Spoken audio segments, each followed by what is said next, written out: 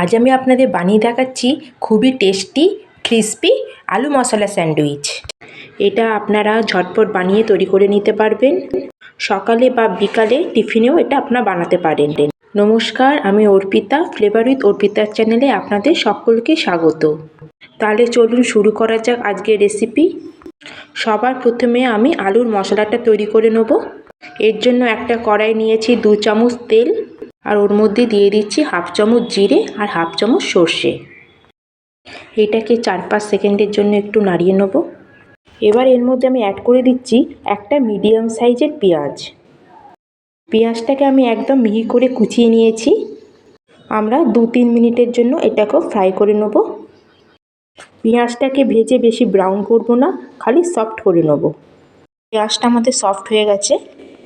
এবার এখানে আমি এর মধ্যে দিয়ে দিচ্ছি 1 চামচ গ্রেট করে রাখা আদা রসুন। আদা রসুনটাকেও পেঁয়াজের সাথে ভালো করে ফ্রাই করে নেব। আর এর মধ্যে দিয়ে দিচ্ছি 3টে কাঁচা লঙ্কা কুচি।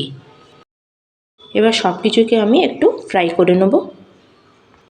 এবার এখানে আমি হাফ চামচ নিচ্ছি হলুদ গুঁড়ো। হলুদটা প্রথমে অ্যাড করলে মশলার কালারটা খুব ভালো আসে। এবার দিয়ে দিচ্ছি ছোটো চামচের হাফ চামচ মতো নুন। নুনটা আপনারা স্বাদ অনুসারে নেবেন। আর দিচ্ছি হাফ চামচ লাল মির্চ পাউডার, আদা ছোটো চামচ গরম মশলা পাউডার, আর আদা ছোটো চামচ চাট মশলা অ্যাড করে দিচ্ছি। কুচানো ধনেপাতাও দিয়ে দিলাম। আপনারা এখানে চাট মশলার জায়গায় স্যান্ডউইচ মশলাও দিতে পারেন। এবার সব কিছু একসাথে মিক্স করে নেব। এবার এখানে আমি অ্যাড করে দিচ্ছি 2টো আলু সেদ্ধ, যেটাকে আমি গ্রেট করে রেখেছিলাম। আমি সব মশলা ফ্রাই করে আলুটাকে শেষে অ্যাড করছি। আপনারা চাইলে পেঁয়াজ আদা রসুন ফ্রাই করার পরও ওই সময় আলুটাকে অ্যাড করতে পারেন। আমি আলুর সাথে সব মশলাকে ভালো করে মিক্স করে নিচ্ছি। আচ্ছা, এই সময় যদি আপনাদের আলুর মশলাটা একটু ড্রাই মনে হয়, তাহলে সামান্য একটু জল অ্যাড করতে পারেন। মশলাটা আমাদের এমন তৈরি করতে হবে যাতে ব্রেডে দেওয়ার পর ভালোভাবে এটা স্প্রেড হয়ে যায়। এটাকেও আমি ভালো করে মিক্স করে নেব। মশলাটা আমার একদম রেডি হয়ে গেছে। এবার গ্যাসের ফ্লেম অফ করে দিয়েছি। এবার আমি এখানে 1 চামচ লেবুর রস অ্যাড করে দিচ্ছি। লেবুর রসের জায়গায় আপনারা আমচুর পাউডারও ব্যবহার করতে পারেন। এবার মশলাটাকে আমরা একটা প্লেটের মধ্যে উঠিয়ে নেব। আলুর মশলাটা ঠান্ডা হতে থাক, ততক্ষণ আমরা একটা চাটনি বানিয়ে নেব। চাটনি বানানোর জন্য আমি এখানে নিয়েছি ফ্রেশ ধনেপাতা। আপনারা চাইলে এখানে পুদিনা পাতাও অ্যাড করতে পারেন। 2টো কাঁচা লঙ্কাকেও আমি এখানে ভেঙে দিয়ে দিচ্ছি। দিয়ে দিচ্ছি 1 ইঞ্চি আদার টুকরো। 1 চামচ পরিমাণে ভাজা বাদাম অ্যাড করছি, এতে চাটনির থিকনেসটা আসে। হাফ চামচ জিরে, হাফ চামচ নুন, আর দিচ্ছি এখানে হাফ চামচ চিনি, যেটা পুরো টেস্টটাকে ব্যালেন্স করবে। আর 4 ভাগের 1 ভাগ দিচ্ছি বিট নুন।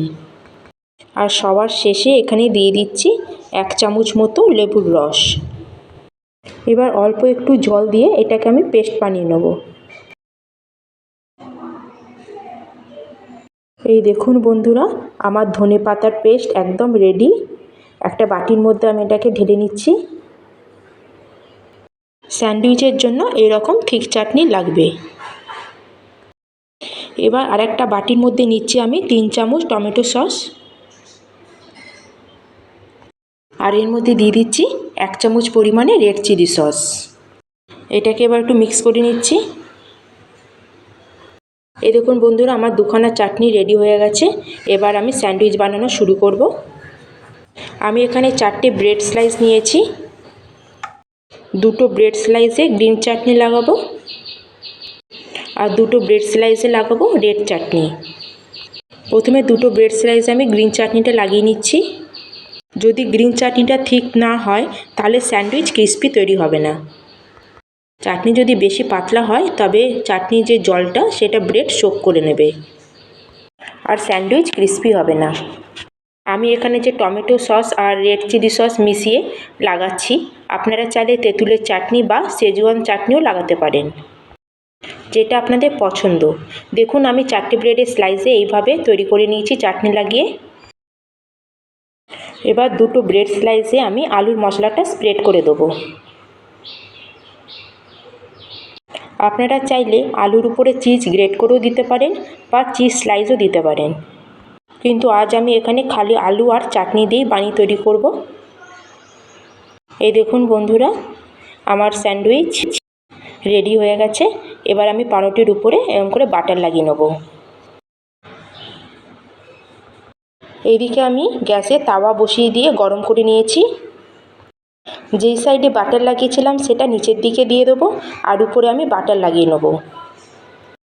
এইভাবে আমি একসাথে দুটো স্যান্ডউইচ তৈরি করে নিচ্ছি। এবার এটার উপরেও আমি বাটার লাগিয়ে নেব। এই সময় গ্যাসের ফ্লেমটাকে আমাদের একদম লোতে রাখতে হবে। ব্রেডটাকে আমরা দুদিকেই গোল্ডেন ব্রাউন হওয়া পর্যন্ত এটাকে টোস্ট করব। এই দেখুন বন্ধুরা, আমার একটা স্যান্ডউইচ তৈরি হয়ে গেছে। গ্যাসের ফ্লেমটাকে অবশ্যই লোতে রাখবেন, তাতে ব্রেডটা একদম ক্রিস্পি তৈরি হবে। এইভাবে আমি সব স্যান্ডউইচগুলোকে গোল্ডেন ব্রাউন হওয়া পর্যন্ত তৈরি করে নেব। আমার ভিডিওটা আপনাদের ভালো লাগলে আপনার লাইক শেয়ার করে দেবেন এবং সাবস্ক্রাইব করতে ভুলবেন না। এই দেখুন বন্ধুরা, আমার আলু মশলা স্যান্ডউইচ একদম তৈরি। আপনারা অবশ্যই একবার বাড়িতে এইভাবে ট্রাই করবেন। তাহলে দেখা হচ্ছে নতুন একটি রেসিপি নিয়ে। জয় হিন্দ, জয় ভারত।